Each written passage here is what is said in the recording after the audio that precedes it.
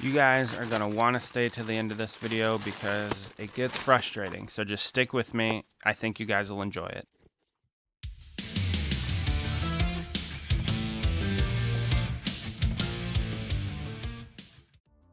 Hello everybody and welcome back to the DeAgostini Jeff Gordon 1/8 scale model build. We're going to jump right into it with stage 33. Hope you guys are doing well. Let's just get into it. So the package for stage 33 is comprised of quite a few little items. The biggest one being the radiator frame. We have the radiator bracket, both the left and the right sides.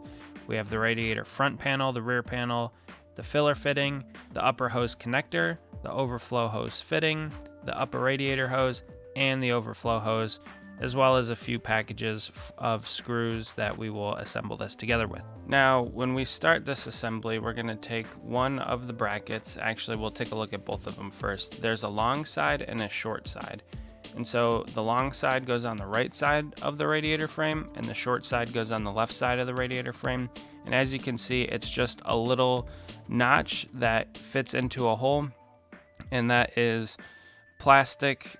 It's metal into plastic, so it's a very easy press fit. It does retain them, as you can see. I can hold it and they do not fall out. But we do have to apply 2 EP screws to it to get them to go together and stay together.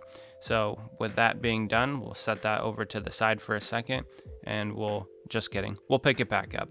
We're gonna now apply or put the front panel into the housing, the bracket. And that has 4 tabs on the back of the panel that you can see there. Oops, hit the camera. What the heck? Those little tabs just press into the holes like I showed you, and it's very simple. It's plastic into plastic. It is a little snug, but with a little bit of force, not a ton, you get it to seat in there properly, perfectly, and as you can see, there's no issues. And from that view, we'll set it down and pick it back up again. Man, whoever recorded this video, whatever. But anyway, yeah, so now we'll pick up the back panel, and as you notice, there are 4 holes in it. Those we'll address in a little bit, but as far as putting them together, you kind of press fit it together really quickly, and then this is another part where we'll get some screws out, and we'll use 4 AP screws to hold the back panel into the bracket, the main housing frame, to get our general radiator shape. After that, we'll pick up the fitting that goes onto the front of the radiator frame and we'll connect it. Okay, before we get into that, I just want to say that I was having a difficult time press fitting it together. So I did break out the razor blade and kind of shave it down a little bit. It's one thing that this model sometimes doesn't get 100% right, but after a little bit of shaving down that excess plastic and paint, you can see that we got it to fit into the hole very nicely, and there were no issues from that point forward. So with that being done, we'll flip it over to the back side and we'll pick up our radiator hose and we'll pick up our radiator hose connector. Now this one is the hose with the little fitting on the end of it. That will also just get press fit into the top of the radiator. As you can see, it's plastic into plastic and it went together fine. So like I said, some pieces go together well, some not so much. They need a little persuasion. We'll take this hose, put it on the fitting.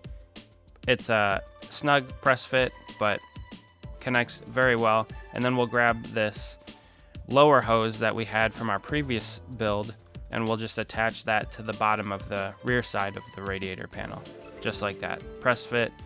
It's kind of like rubber into plastic, so there's nothing really doing with that. And then we'll grab this last fitting and set it to the side because we don't need it at the moment.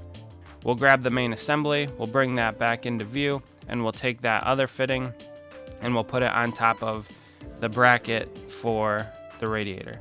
So with that completes stage 33. And we'll move on to stage 34.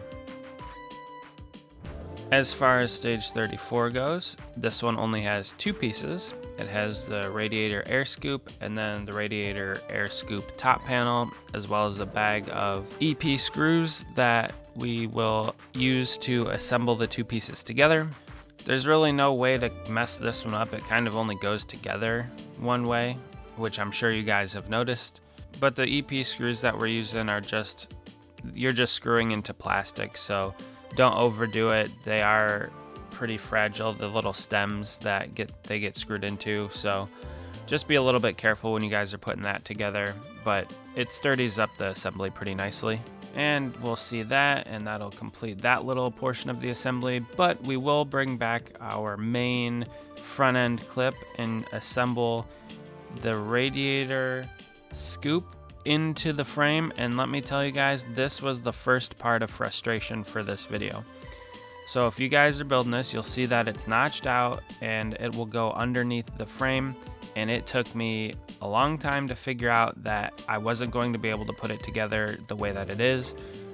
So I had to take the screws out of the brake duct openings, lift up the front bar, and then I was able to get it to go together. So I had to speed this part of the video up because I wanted to show you guys how frustrating it was in its entirety, and that won't be the last time today.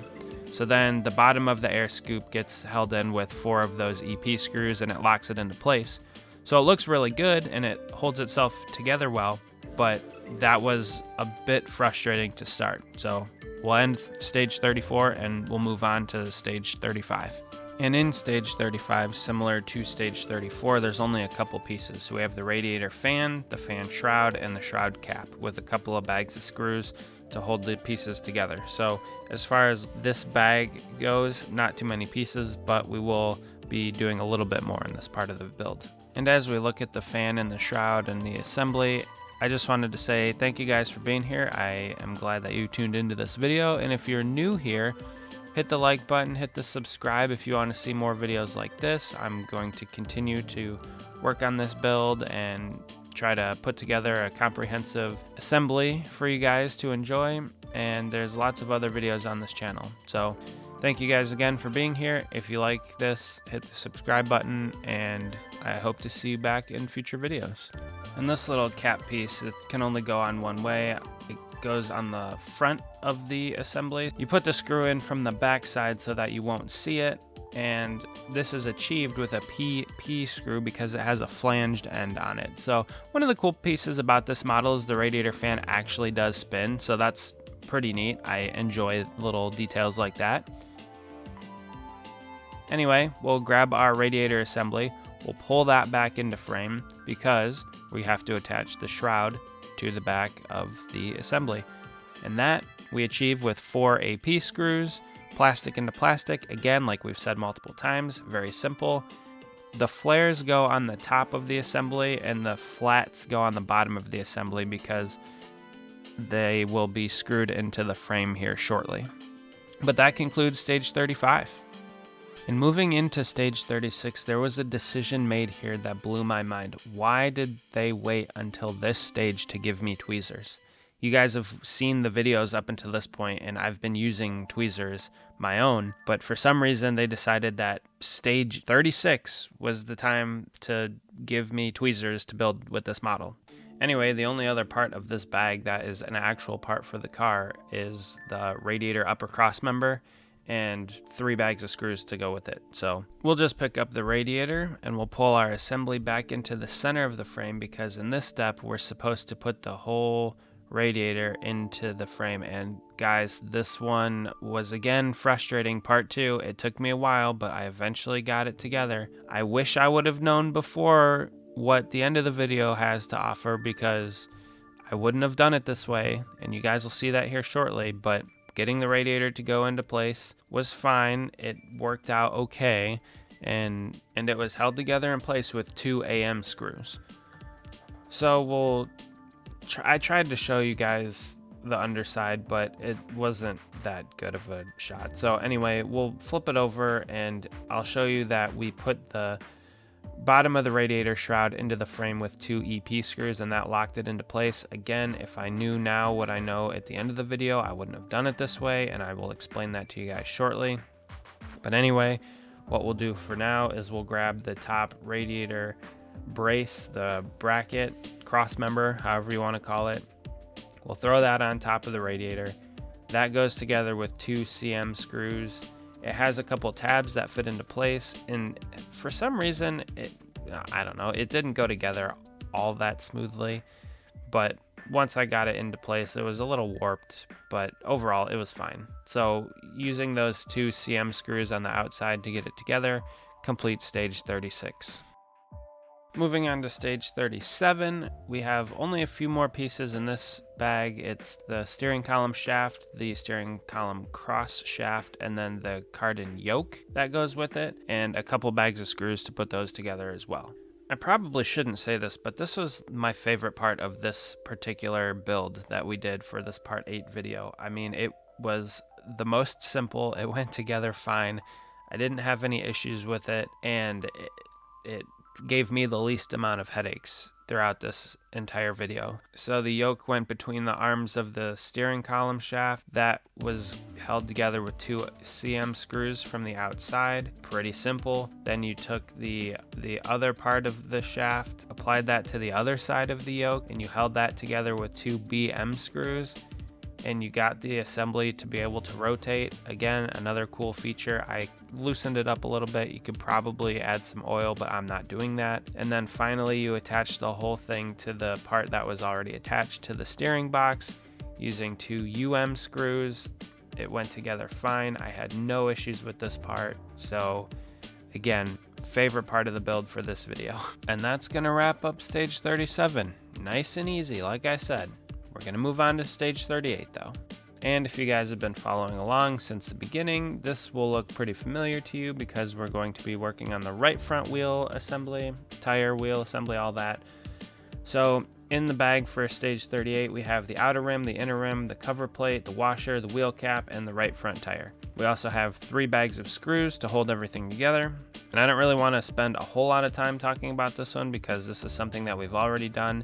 I did learn something from the first time that I did this, and it helped me out this time with this particular wheel assembly, and it did not take as long. So putting the tire and wheel assembly together this time did not give me that big of a headache, and I was pretty pleased with that. I was getting nervous as the build progressed that it was going to get worse and worse and worse, and after the last bag and this bag, I was feeling pretty good about myself. I was feeling pretty good about the model. I was feeling like we were closing up shop with a very good pace. But boy, was I wrong. We'll get back to that in a minute. But first I want to say that the wheel assembly was held together with 3 IM screws. Then we had to pull the brake disc that we had previously worked on back from another build.